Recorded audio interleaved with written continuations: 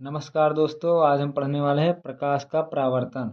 तो दोस्तों सबसे पहले हम एक समतल दर्पण ले लेते हैं। यह एक समतल दर्पण है, इसके पीछे कलाई लगा हुआ है या आप इसे सिल्वर ब्रोमाइड भी कह सकते हैं।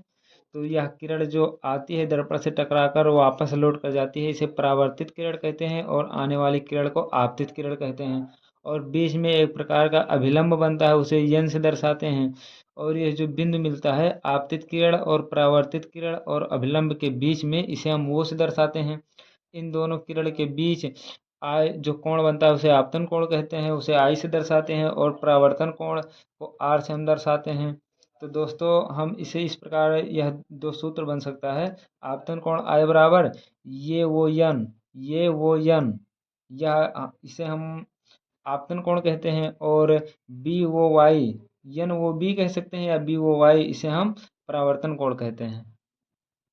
जैसे कि मान लीजिए एक सवाल हम दिया हुआ है, इस पे लिखा हुआ है एक किरण समतल दर्पण के तल से 50 डिग्री का कोण बनाती है, तो कोण आर का मान क्या होगा।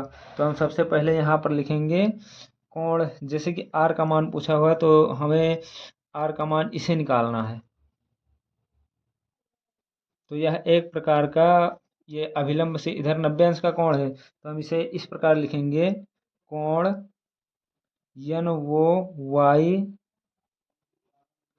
यहाँ पर देख लीजिए यन वो वाई बराबर कितना होता है, कितना हुआ, यहाँ पर लिखेंगे 90 अंश माइनस कोण, हमें इस कोण का मान दिया हुआ है 50 अंश, बी वो वाई। तो यहाँ पर हम लिखेंगे बी वो वाई माइनस 50 अंश।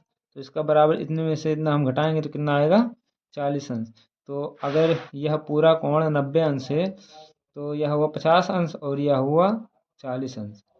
इसी प्रकार से हम सवाल को सोल्व करेंगे।